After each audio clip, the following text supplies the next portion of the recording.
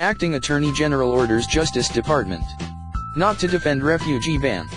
Washington Acting Attorney General Sally Q. Yates, a holdover from the Obama administration, ordered the Justice Department on Monday not to defend President Trump's executive order on immigration in court.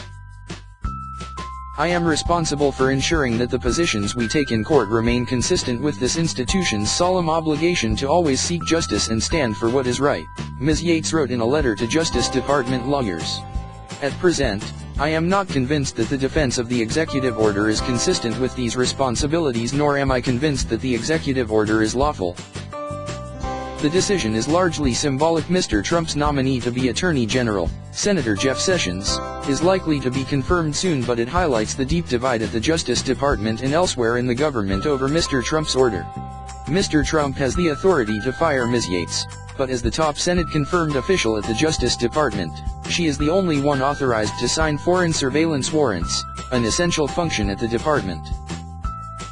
For as long as I am the acting Attorney General, the Department of Justice will not present arguments in defense of the executive order, unless and until I become convinced that it is appropriate to do so," she wrote. In an interview on MSNBC, Stephen Miller, a senior advisor to the president, reacted to the decision by Ms. Yates. "That is a further demonstration about how politicized our legal system has become," Mr. Miller said to Greta Van Susteren. "It's said that our politics have become so politicized that you have people refusing to enforce our laws." Ms. Yates was expected to inform the White House of her decision early Monday evening. There was no immediate response from the White House. But Mr. Trump is certain to react strongly to the open defiance to his authority. Ms. Yates's letter transforms the confirmation of Mr. Sessions as Attorney General into a referendum on the immigration order. Action in the Senate could come as early as Tuesday.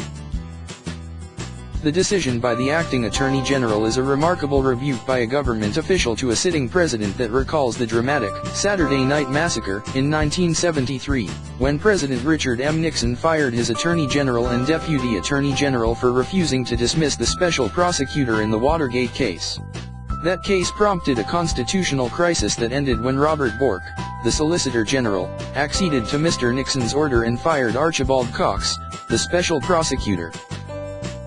Ms. Yates, a career prosecutor, is different because she is a holdover from President Barack Obama's administration, where she served as Deputy Attorney General. She agreed to Mr. Trump's request to stay on as acting Attorney General until Mr. Sessions is confirmed. Several federal judges blocked part of Mr. Trump's executive order over the weekend after lawyers representing some of those detained at the airports quickly filed lawsuits. The judges ordered the government not to send detained people back to their home countries.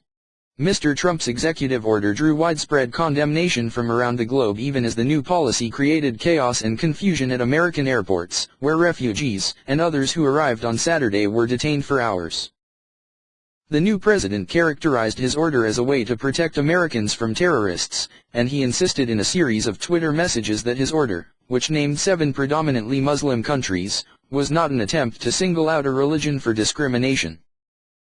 But protesters rallied at several airports around the world, and Mr. Trump received a chorus of bipartisan criticism from lawmakers, academics, corporate executives, and human rights advocates as travelers with valid visas or green cards were refused entry back into the United States. Aides to the president backtracked on Sunday, saying that lawful, permanent residents of the United States would not be barred by the order. But White House officials said the president had no intention of backing down from the order, which continues to shut the borders to refugees and others. Court motions and hearings are scheduled over the next few days in courtrooms around the country over legal challenges to the immigration order. Questions lingered throughout the day Monday about how and whether Justice Department lawyers in the field would defend the White House order. Still, Ms. Yates's message of legal doubt, coming from the acting head of the Justice Department, sent a powerful signal about the cloud over the order.